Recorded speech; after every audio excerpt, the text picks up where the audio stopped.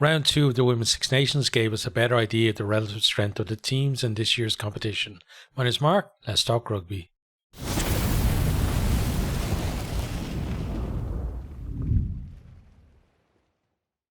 When you talk about power rankings in the Women's Six Nations, we expect England to be on the top, and the question is more about by how much. And then, France again, we pretty much expect them to be second, and there's a bit more of a question mark about the gap between them and the rest, and them and England. And France kind of sit in that little gap between them, sometimes getting closer to England in quality and sometimes being kind of dragged down with the other teams. And then after that, then with the other the other 4 teams, it's just about who can produce the best year. And we're gonna go through each of the games. We're gonna look at the table, and then we're going to talk about kind of how the teams sit now this year, because I think it's very clear, who the 1, 2, 3 are, and then the others. Then there's a bit more kind of jostling to go on there. But first game of the weekend was Scotland 5, France 15. So France start with a penalty. It was Quiroy who popped it over. Pretty easy penalty there. Scotland then get pretty much the mirror penalty themselves, and it's a poor kick, scuffed and went wide, and they would have been disappointed with that one because it looked like a gimme, honestly. But they don't lose heart. They keep coming again, and then Martin gets over to score for them, and they're leading 5-3 at the break. And it's looking really good for Scotland at that stage, but then France start to kind of turn on the pressure, and Kelly Arbey gets over, and it was some really good hands from them to basically move the ball along the line from a pretty strong scrum on the edge of 22, hands down the line. And then she did well then to kind of shake off an attempted tackle and go over and score in the corner. But Scotland still look like they're maybe going to get themselves a losing bonus point out of it. But then right to that, then Gross goes over from close range, and it's converted to take France out to 10 points. And Scotland, they can be proud of the effort in this one. I don't think many people expected them to get this close to France, and they really made them work for that win. And it shows the kind of that positive result against Wales wasn't just a fluke, that this Scotland team really are kind of on the up as well. They'll be disappointed with the defeat. There was a chance there, to potentially take a big scalp in this one, but I think in terms of just getting that close to France, they've got to be proud of their effort. France will, feel almost lucky to get out of town with the win. Again, they were made to work really hard for that, but at times when they needed to, they brought their handling skills, and they brought the power as well to get those couple of tries that were really decisive in the end. Next, then we have England 46, Wales 10. So it's Wales who opened the scoring in this one. A really good scrum from them. They win a penalty under the post, and Clecky George pops that one over to put them 3-0 up. But then, a couple minutes later, great work by, it was Packer, right, released Abby Dow, who breaks into the 22, and then Maud Muir goes over from close range. And then England just start bringing the power from there. We have Zoe Aldcroft. She goes over, a few minutes later. Then Botterman just batters her way over to score. And it's kind of looking a bit ominous, honestly, for Wales, as to just add on more scores. We've got Atkin Davis and Ellie Kildun with like 2 tries in 2 minutes. And, it really does feel like Wales, they're up against it.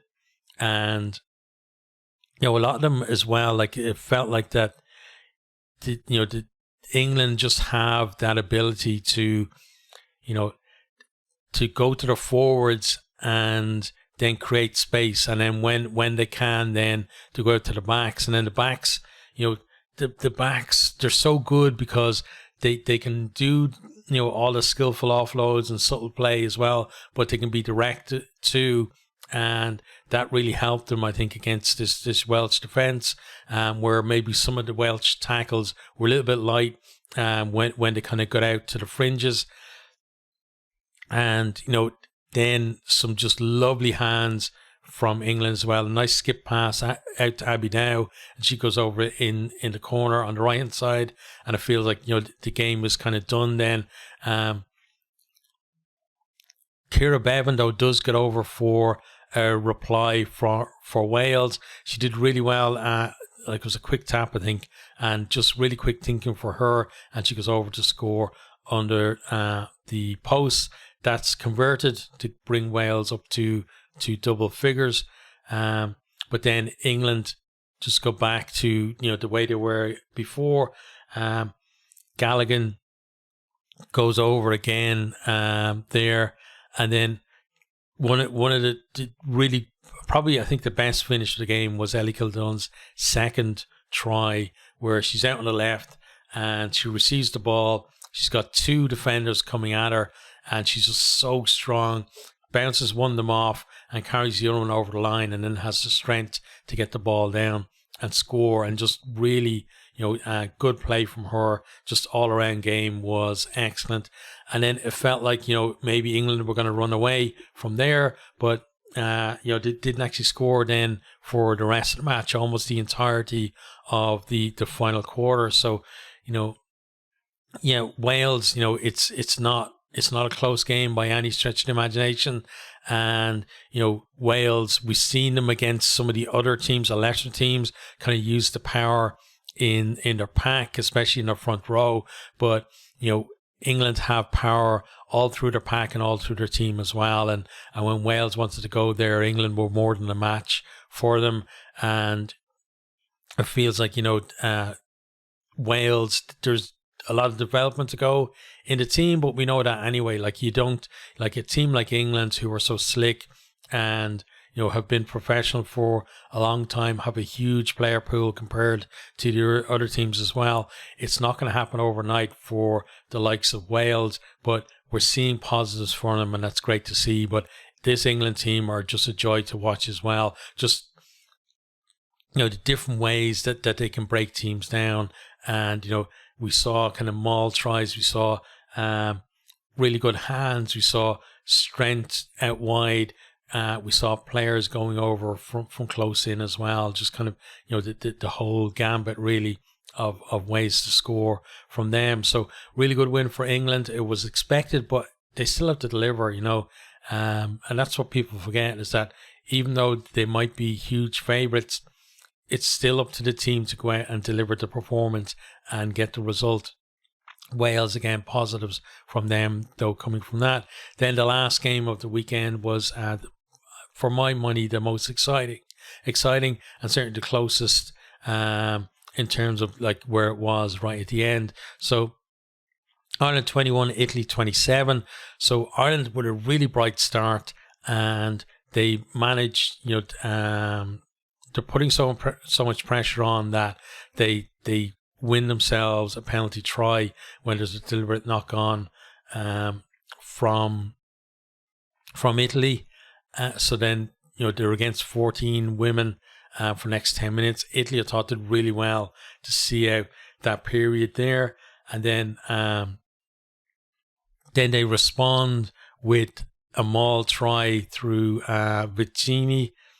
And then Rigoni then puts on a penalty there as well for them.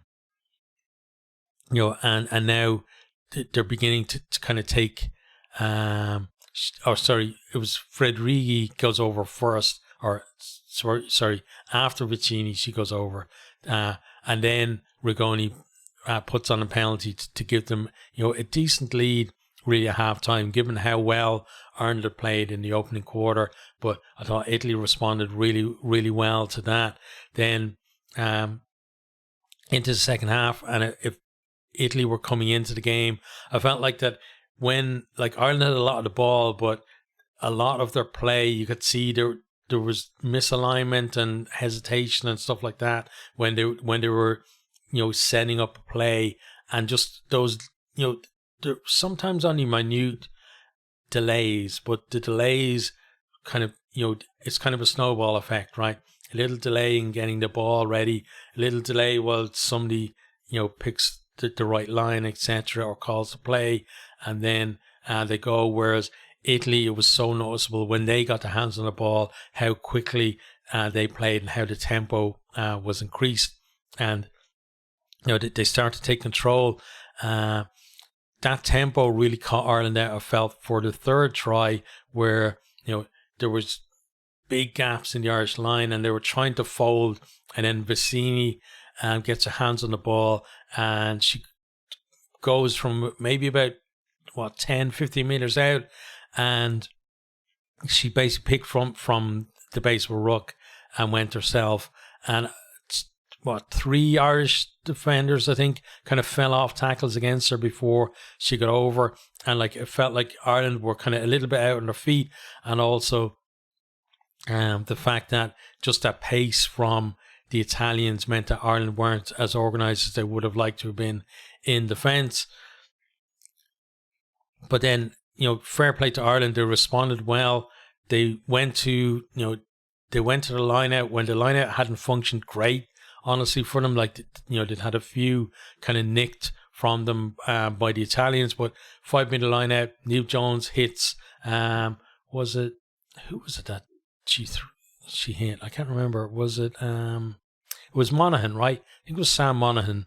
But then set them all, and then ball back to Jones, and they drive over and score, and that was a real lift for Ireland there, and just kind of gave them a chance really to get themselves back into the game. But then Italy, then they got over again through Muso, and it felt at that stage then that the game was pretty much over at 27 points to 14. But then Ireland set up a grandstand finish, and it didn't look like it was very likely, because they were attacking and they didn't seem like they were creating really much, because too many handling errors from them and really great defence from Italy as well. Then Italy nick one of Ireland's lineouts, and they're spreading the ball across the line to try and attack from just outside their own 22. Katie Corrigan though reads it, and she intercepts from Rigoni and goes in under the post to score her maiden try for Ireland. And suddenly now Ireland are back within 6 points. They win a penalty off the restart. They go up the field. They're kind of driven back to kind of the edge of the 22. They work it in again, and we're 2 minutes over the clock, and Ireland don't resource to ruck properly. Italy get in there, turn the ball over, and that's the end of the game. And I felt like I said it when I did the full review of this game, that it wouldn't have felt right for Ireland to win that game, honestly, because Italy were the better of the two teams, even though I was shouting my lungs out for Ireland to do it and to win. It wasn't to be for them, but I think in the end the right team won the game. But there's some positive signs from Ireland. They have a couple of weeks now in camp that I think are going to be invaluable for them, because there's a lot of kind of little fixes that need to happen there in terms of people's running lines, keeping their depth as well when they're coming onto the ball, just being a little slicker in terms of how they move the ball, etc. And I think you're going to see Ireland improving through the rest of the championship, and that's really where they want to be. Italy, though, they've got a win on the board now, and they're going to see a chance now to finish higher up the table than they did last year. They finished 5th last year, even though they had a decent performances throughout the championship. And I think, they're gonna look at the likes of, especially Wales. I think Wales and Scotland. I think that maybe they can, nick a win out of one of those two games as well. So we're going to look at the table now.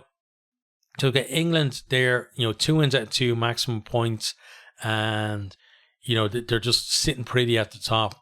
And it feels like France are going to have to navigate their way through, their other 2 games against Italy and Wales, and it's when they face England, then it's if they can do that, that all is going to be decided, because it's very hard to see England, losing to any of the other teams, honestly, just because they're just so much, so much better in terms of just their all-around game than the others. They're at a higher level than any other team in the northern hemisphere, really, and for the most part, any other team in the world.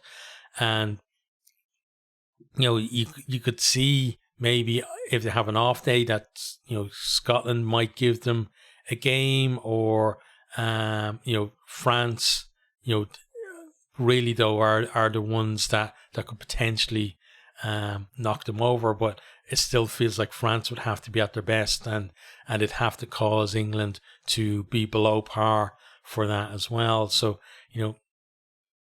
England team, though, they're looking excellent. They're at the top. France then in second place on 9 points, so didn't get the bonus point against Scotland, but they would have felt like, especially after the first half, that coming out with a win was enough for them.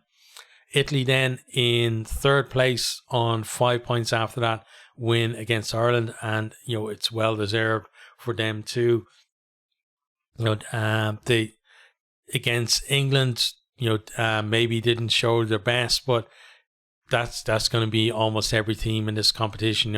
Against England, it's hard to judge any of the teams, again, because of that gulf. But you can see that the teams are just beginning, even if it was only like small steps, beginning to close that gap.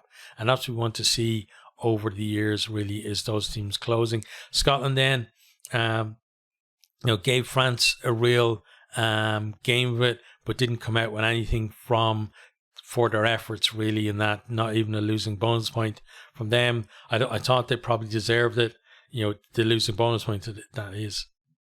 But France just had other ideas there at the end, just making sure of the win. Ireland then above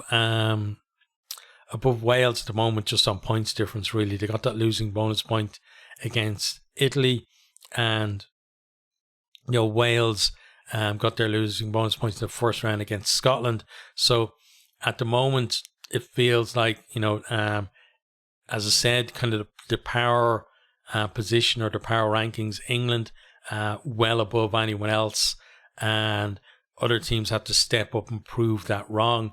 France, the best of the rest, and then you got even though the table shows it like Italy above Scotland, for me it's Scotland who've looked the most impressive of the other 4 teams in the opening 2 rounds. Italy, certainly, when I think the head-to-head between those two is going to be really good, because I think their styles as well, when they play each other, is just going to lead to an exciting game. But yeah, Italy are up there too, and then Ireland and Wales at the moment are the ones who are kind of potentially going to be down there for a wooden spoon decider. But we have to remember as well, Wales last year were that team that finished in third place, and it was a tight game against Scotland for them too. So we can't rule them out in terms of that little kind of mini league from third down to sixth. They're not out of this yet. They had a tough game against England, but everyone's going to have a tough game against them anyway. And, they still have to play kind of their 2 other rivals in Italy and Ireland as well. So there's plenty to come from Wales.